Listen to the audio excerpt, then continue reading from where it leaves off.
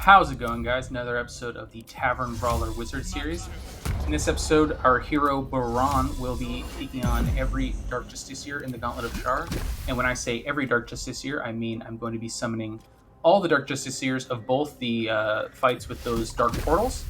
In this first fight, my strategy is going to involve movement speed, so I've buffed myself with Elemental Momentum, a trick you've seen me do in a few videos now.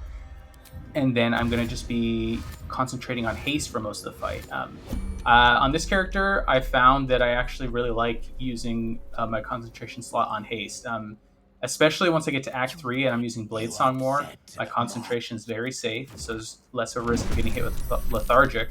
And unlike other wizards, I'm not so worried about concentrating on other spells in a lot of cases. If I'm just throwing people, I'm happy to just concentrate on haste so I can throw one more person, run a little further.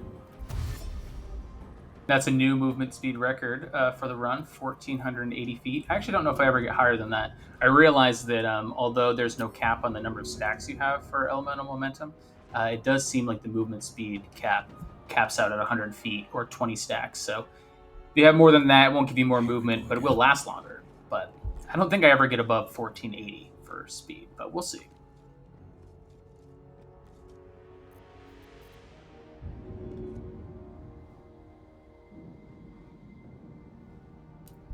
Here's the obligatory moment in every fight where I have to fight with the pathing for the throw action. Throw is my baby. I love throwing people, but man, if it isn't annoying to use sometimes.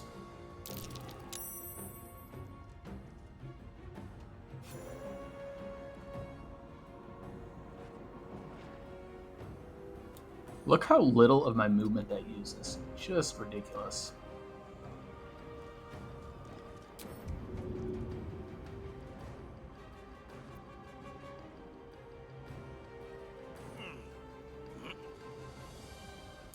I probably sound like a broken record, but just look how strong improvised melee weapon is here when you have just unlimited movement.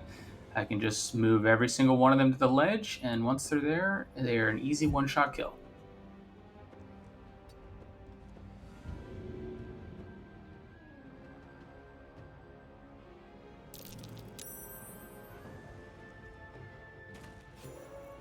Nothing will stand in my way.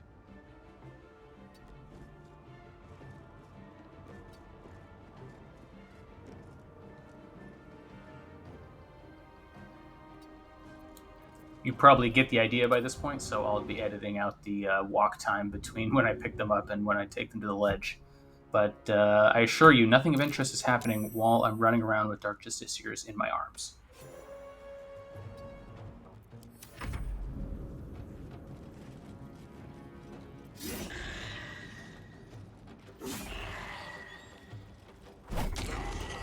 If you're really min-maxing, you can kill Balthazar skeletons here for a little extra speed. I don't do that because I find that as long as you hit level 10 before Merkel, anything more than that is overkill. If you really grab all the XP you can actually fight Merkel at level 11, but I find that's a little too tedious for my taste.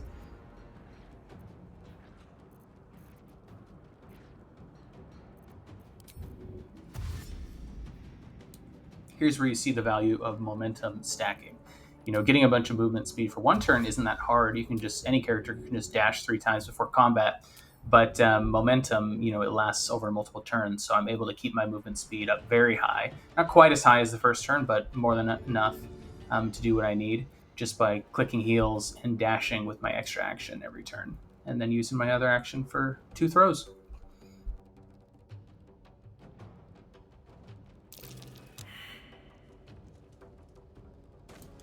Worth pointing out that I don't even have that rogue level anymore, so there's no expertise in athletics helping me make these athletics checks. The Dark Justiciars have really low strength, but my athletics bonus is just from proficiency bonus, strength score, and then I have Mark of the Shifter. You can't tell that I'm shapeshifted here because I have a mod to keep my appearance from changing. I just wanted to show off his glorious mustache, and so I have a mod so I can be shapeshifted without appearing shapeshifted. But yeah, so that means that my base, I have proficiency in athletics from the soldier background, but my base athletics roll is something like +9 at this point, and then with the Mark of the Shifter, it's averages of +11, +12. Not the highest it could be, but more than high enough to get very reliable athletics checks against a lot of enemies. The thing about athletics, unlike attack rolls, is enemy scaling is pretty low, so their AC is going to be higher on average than their athletics checks. Not against all enemies, but most. So you don't actually need omega high athletics in order to be making your checks, especially if you get advantage somehow, which I don't have here. But if I did, then it'd be all but guaranteed.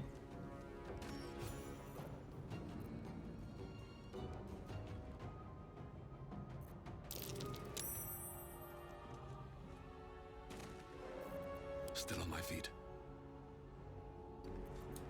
Another big advantage to a movement speed strategy that just kind of happens naturally is you avoid a lot of attacks. If an enemy isn't close enough to hit you, they waste their turn dashing. And when your movement speed is 300, 700, 1,000, it's very easy to just be ending your turn somewhere where they're not going to hit you. And if it's high enough, you can end your turn somewhere they won't hit you. And you don't even have to worry about being able to get back into position to hit them next turn. Just run back and forth as much as you need.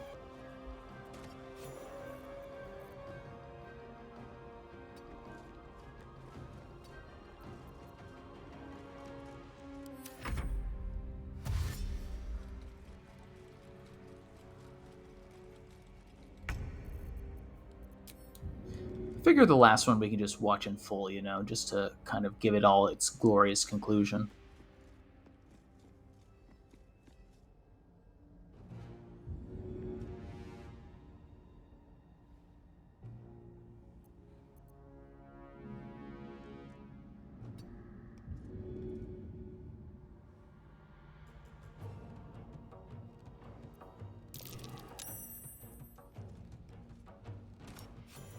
"11 kills and 11 attacks."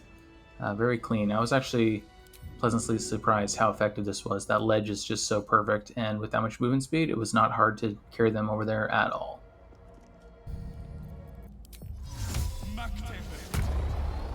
Alright, for the other Justiciar fight, we'll be doing the same thing where I'm going to let every one of those portals summon every one of the Justiciars that it can. If you've never done it before, it's a very interesting fight to do it this way.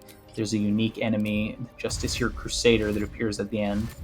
But I won't be able to do the strategy that I had last time of throwing them all into pits. I could run them all the way over there, but that's so much distance that they probably would drop out of combat with me. So I've got a different strategy that's going to involve Everard's Black Tentacles. This is one of the reasons why I am doing Wizard. I had another idea to do this character as a Valor Bard, but there's some Wizard spells I really wanted to have access to, and one of them is Black Tentacles. Incredible spell with the Gloves of Battlemage's power, which I'm using, because the damage from the tentacles triggers the gloves, so they naturally build up acuity for you, and they create a great lock to hold enemies in place. So we're going to see how that works against a giant horde of Dark Justiciars.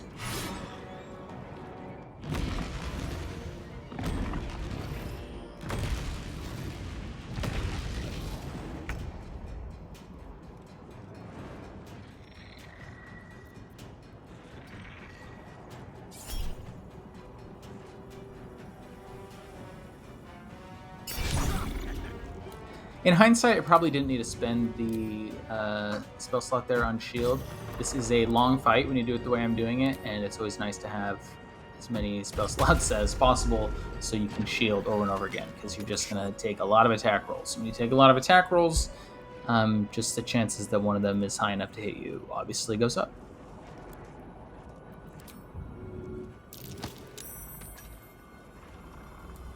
Making a point of igniting candles here to turn off the damage resistance of the Dark Justiciars. Their damage resistance is active while they're obscured, so illumination will end it. I will be using the Moon Lantern for that purpose later, but also just it doesn't cost much to light a few candles as well.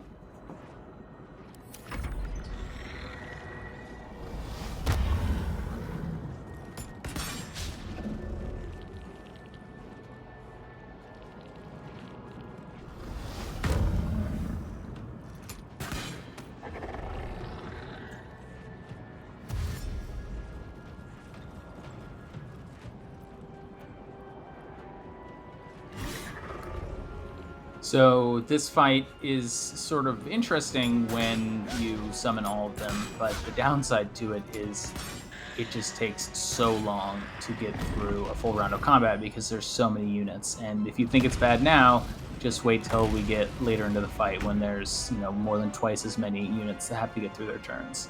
The strategy I have does make them get through their turn very quickly because they can't do much, but it is long. I will be editing out some of the empty turns, but just fair warning. All right.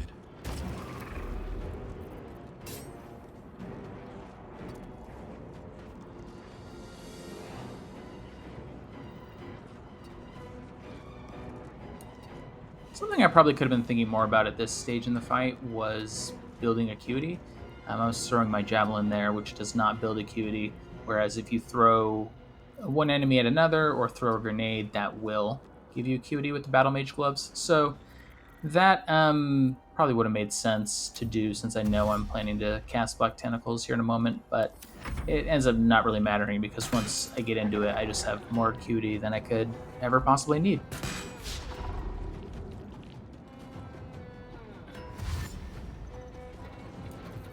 And man, just look at how many that is. The turn tracker is already getting more than overstuffed, and it is not even done filling up yet.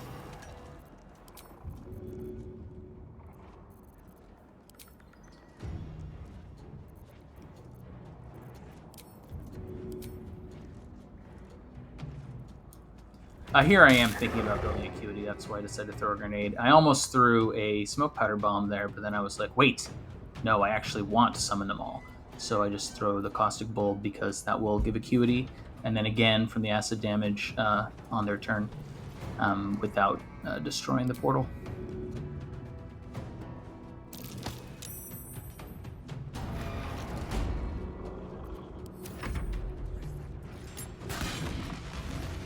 Yes, more. Is that all you got, Char? Maybe it makes me a sicko, but seeing them all get summoned like that just makes me a little excited. I guess because I know I have a surefire strategy to beat them all. If I actually had to smack them all with a sword, I might be less enthusiastic about it. You see me double check that I'm wearing the Ring of Free Action here because if I got trapped in my own tentacles, that would be a major bummer. But I am wearing it, which makes for a great combo because I'm able to run across it unimpeded while my enemies are stuck in it.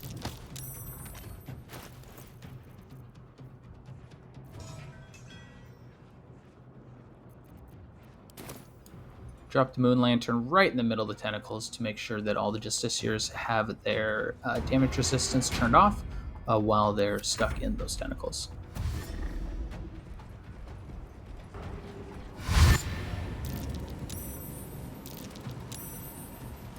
Thank God for shared enemy turns, am I right?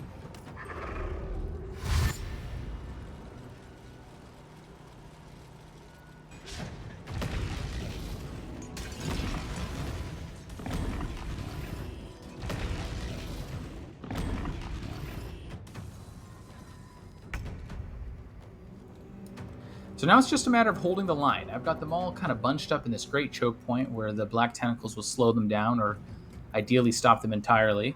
The Moon Lantern ensures that they can't shadow step behind me because they can't shadow step through light. And now I just kind of have to make sure that any of the ones that do get through, I'm able to push or shove back in and maybe pick off some of the threatening ones as the fight continues.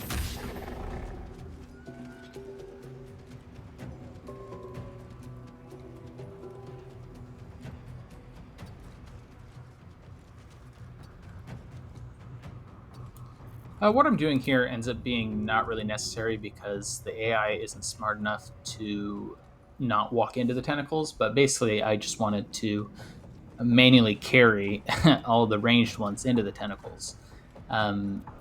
This is more relevant in some other fights where I'm using black tentacles that you'll see later on. But, something kind of crazy about this is you don't even have to spend your action to drop them in it. If you're just repositioning them, it's action free. So as long as I cancel it before the destination, I can carry multiple enemies into the tentacles in one turn. Again.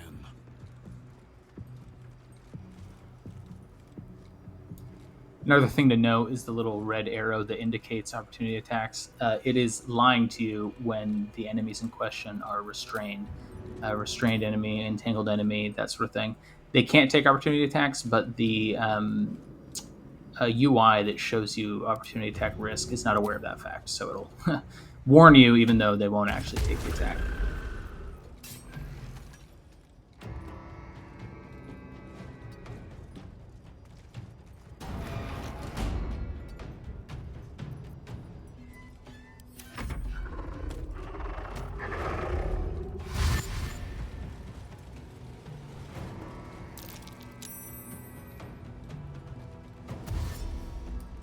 Always a little nerve-wracking when one of them breaks out and manages to open the door. There's the fear that it'll break my concentration and then they'll all be free. But that's actually not a huge risk because I have a high AC, shield can make it even higher if necessary, and I have crit immunity with the adamantine shield. So even a 20 isn't an auto hit. So as long as I can get my AC high enough, I'm pretty safe here. So I didn't know this at the time, but an enemy that is currently restrained by black tentacles is grounded, so they can't be moved by force. The tentacles are actually holding them in place. So you actually can't shove your allies out of the tentacles either, which is interesting. I didn't actually know that, so if they manage to get further ahead and then get caught again, they're actually going to be stuck there, which is kind of annoying, but interesting interaction that I wasn't aware of.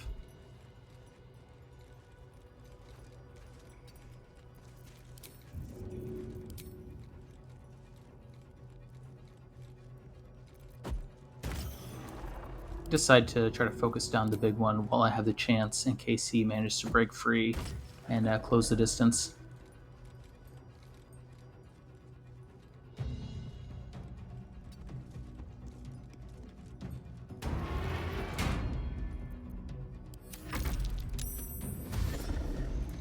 Speaking of,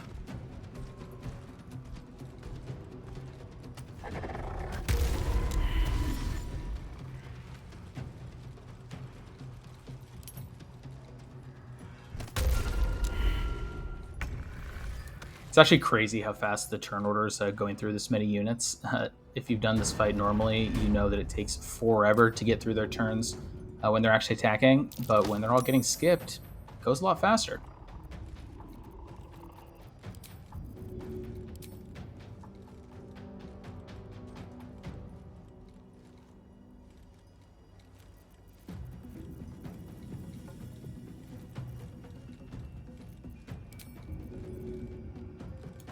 I'm sort of having trouble deciding what to do here just because it's like they're mostly all held in place. The big one I had to shove back because he had broken free. But it's like I could throw a Void Bulb, I could just attack a few of them. It's hard to know what the right move is when they're just kind of all sitting here waiting for me.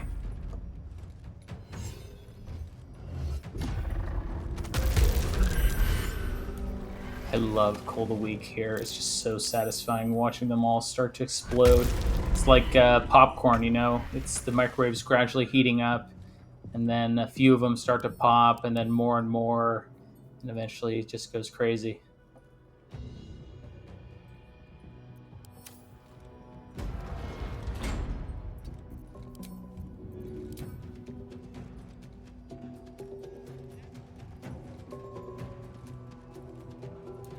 The Dark Justiciars drop little clouds of darkness on death. Sometimes they're hard to see because they're kind of small, but it makes making ranged attacks in a place where they've all been dying extremely difficult. I don't have Devil Sight, which would be the way to get around that.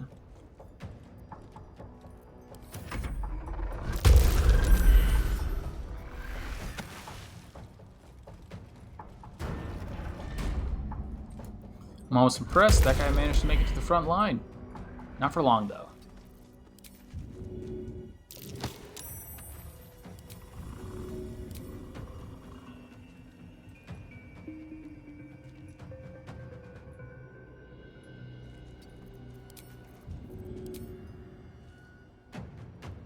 These darkness clouds are seriously cursed. It's like, why can I not throw my big-ass spear at this big-ass guy that's not even that far away from me?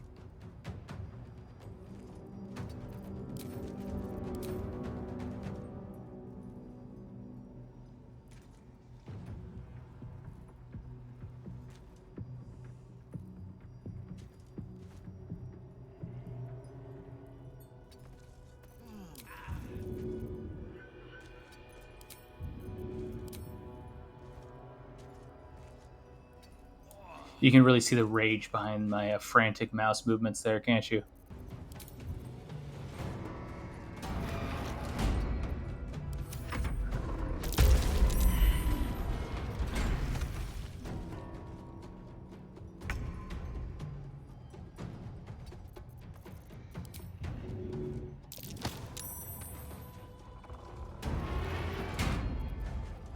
At this point, I've just given up trying to throw things at them. I'm like, you know what? Just let the tentacles do all the work.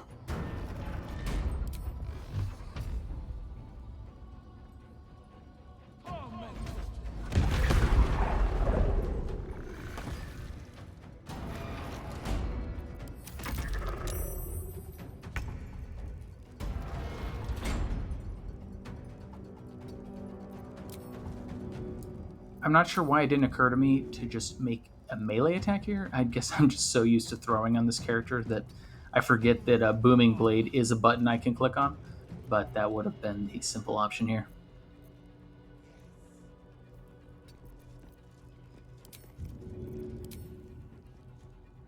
These two random justiciars were like, no way am I getting involved in that bullshit. That seems dangerous.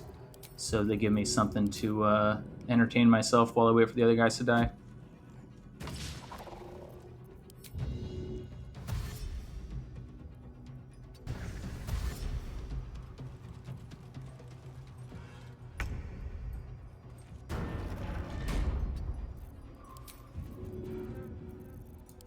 Smoke powder bomb here just to finish things because, practically speaking, I already won the fight multiple turns ago, so just a matter of ending it.